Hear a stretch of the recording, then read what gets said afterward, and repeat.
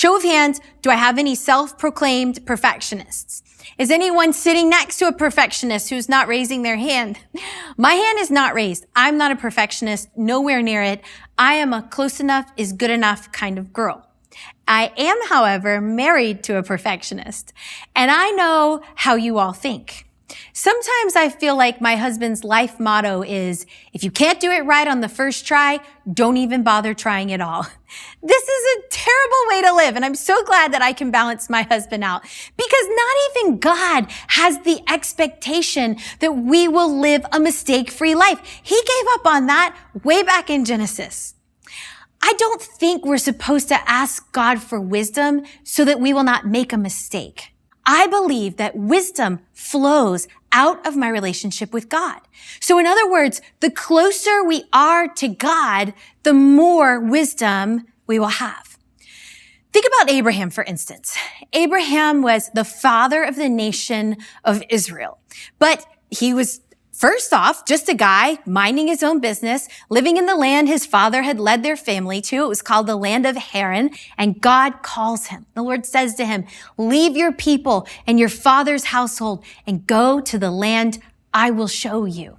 And then God makes him a promise. I want to read this promise to you. It's found in Genesis 12, verse 2. God says to Abraham, I will make you a great nation, and I will bless you. I will make your name great, and you will be a blessing. I will bless those who bless you, and whoever curses you, I will curse, and all the peoples of the earth will be blessed through you.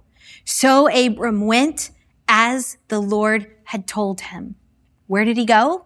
God didn't actually tell him. He just said, start moving. He made a promise to Abraham. He's called Abram in the passage because he changes his name later. He says to him, I'm going to make you a great nation. What this means is the lineage of Jesus. It can be traced all the way back to Abraham, all because of his ability to go, his ability to follow God. He went as the Lord told him.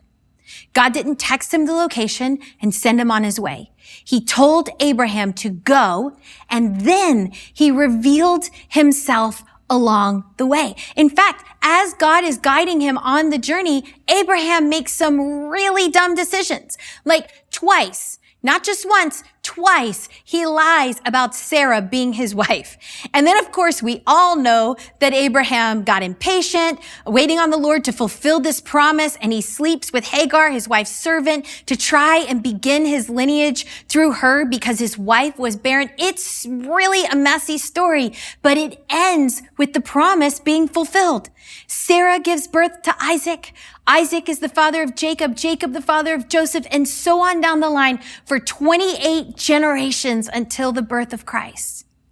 2,000 years after Abraham's death, James writes about him in the New Testament. And he's talking about Abraham's faith. And he says, Abraham believed God, and it was credited to him as righteousness, and he was called God's friend. Abraham wasn't remembered for all of the mistakes that he made. He was remembered by his faith.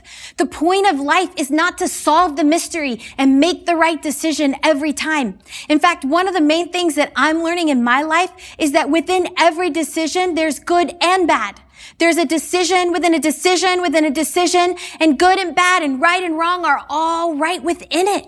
There will be turbulence. There will be pitfalls and attacks. Some of it you can control, some of it you can't.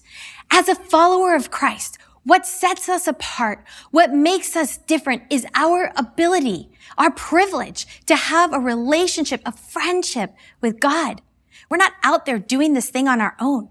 We have a good shepherd, a guide who is with us. And if you make a wrong turn, he's right there to guide you back. So the goal is not perfection. The goal is relationship.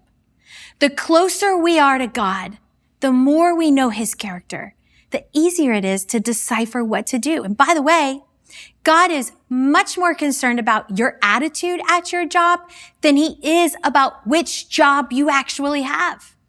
When you seek the heart of God above all else, you're automatically going to avoid many of the pitfalls and detours of the enemy.